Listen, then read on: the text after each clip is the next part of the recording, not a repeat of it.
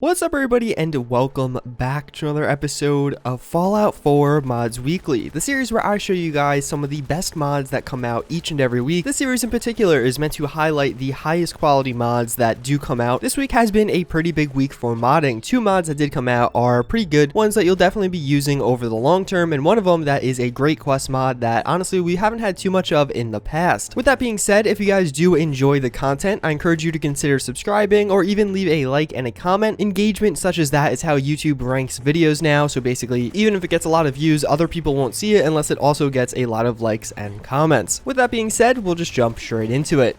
So we have a trashy mod, that being Commonwealth Trash Collection. This is a relatively simple mod. Basically, if you walk through the Commonwealth, you'll see little rubble everywhere, particularly in some of the major cities, like surrounding and inside of Diamond City. What this mod's going to allow you to do is actually click on and delete that rubble, or trash if you will, and actually put some different items in your inventory. This is often some different scraps, and you actually can get some pretty good stuff out of it. It is a pretty simple mod. It doesn't change the game in some huge way, but honestly, I think this is a great quality of life fix. If you frequent certain areas like the outside of Diamond City from fast traveling there so often, or even just walking it in survival, you'll realize very quickly what a difference not having that trash and rubble around makes. I think it just is a real big eyesore, and after deleting it and of course getting some free scraps, you also do make the Commonwealth just look a little bit cooler.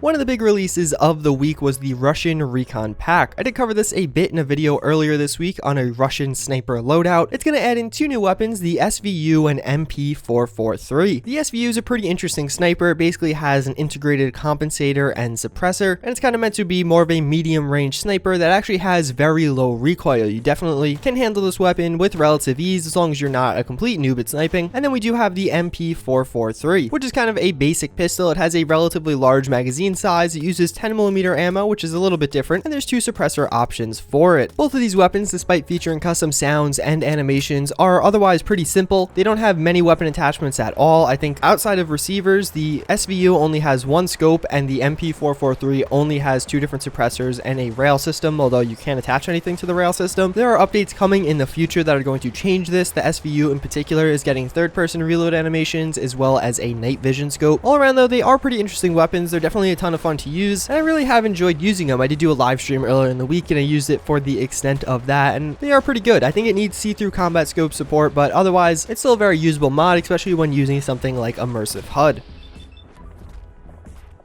So we do have cross-kit Gore-verhaul. Basically, it's going to be a overhaul to the critical system in Fallout 4. I showed you a bit of this in my upcoming mod series. The way this is going to work is now critical hits with fire weapons, plasma weapons, laser weapons, or the alien blaster are going to be a bit different. The enemy is going to burst into whatever it may be, flames, plasma, or energy, and turn into a bit of a burning dead body. Personally, I think this looks really cool. It's only meant to work during crits. I actually have it changed so it's working all the time. It's a feature of the mod just to showcase it. If you're having trouble figuring out how this works, remember how with different laser weapons people will turn into a pile of dust. These are basically integrated into that level list. It's not going to happen all the time, it'll only happen some of the time, so now they could either turn into a pile of dust or burst into a laser bunch of flames. All around, again, it's something that I think is pretty cool, and shooting and even killing is such a fundamental aspect of this game that you're going to notice the changes of this mod very quickly, and I think it's really integrated in a very nice way.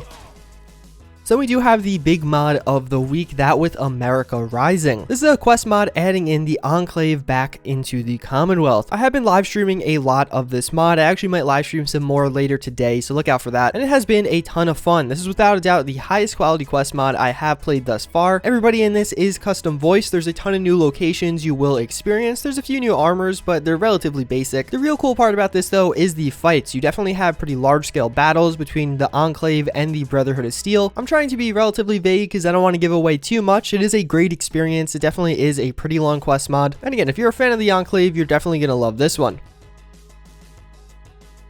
So we actually have a pretty interesting one. This is going to be called Respawn Relays. This is going to change the way dying works in Fallout 4. After installing this mod, you're going to put a little cybernetic chip inside of your body. A really cool little tidbit here is actually depending on your intelligence, depends how much damage that will cause. If you have high intelligence, it causes no damage. Low intelligence, you'll break a limb. Regardless, what this mod is going to do is allow you to place down a few relays over the map, and basically you could set your spawn point at one of them. Then when you do die, you're actually going to respawn at that relay rather rather than just reloading a previous save. Everything else in the world will be exactly the same. That's cool. I definitely think some people will use that, but where it gets a little bit cooler is with some of the hardcore settings this mod does offer. Softcore is where you just respawn. On the light setting, you're actually going to give up 10% of the bottle caps you do have on you. On the heavy setting, when you die, you'll actually lose all of your items. They're going to be in a body bag at your death spot, and you're basically going to have to run back to your body, pick up all of your items, and then go back to fighting whoever killed you. Then if you want to get to the hardcore setting here, it works basically the same way as the heavy setting, but if you, upon trying to retrieve all of your items, die a second time, everything will be deleted and you'll lose it all forever. This is one of those mods that's really going to change the feeling of a playthrough. It ups the ante, especially on something like survival, but I think it changes it in a pretty cool way, and it just gives you a different experience. So then this week we actually have two ported mods. The first of those is going to be the Famas. This is a weapon that came out quite a while ago on PC, but it actually was just ported over to Xbox One. It's a pretty interesting bulk up design. It does feature custom animations and a few different paint jobs and different attachments. This is something that a lot of people really love from the Call of Duty series of games and even some other video games out there. So it's really cool to see it's making its way into Fallout 4. But maybe the Famas wasn't really your style. What I think is actually a little bit cooler is the lever action reload fix making its way over to Xbox One. This is a really great mod. Basically what it's going to do is fix the lever action reload from previously where you had to reload all 5 bullets every time you did reload to now you basically just reload however many bullets you fired. So if you fired twice, you'll only put 2 bullets back into the gun rather than going through the long and really taxing reload animation. This is a huge improvement. There's other versions of this mod, but this is the only one that has very little to no bugs. The reason I like this so much is I feel like it makes the lever action rifle, a very cool gun in Fallout 4, usable. Previously, the amount of time you spent reloading was just totally unnecessary and obnoxious, and I just think it made it not so much fun to use. With this mod installed, I definitely think it's a lot more enjoyable and really just a large improvement. That's pretty much gonna wrap it up for this one. Let me know in the comments down below which of these was your favorite mod. Mine has definitely been America Rising. I've been really enjoying that one. I definitely think you guys should check it out if you haven't already. As always, again, I thank you for watching, and I hope to see you guys all next time. Later.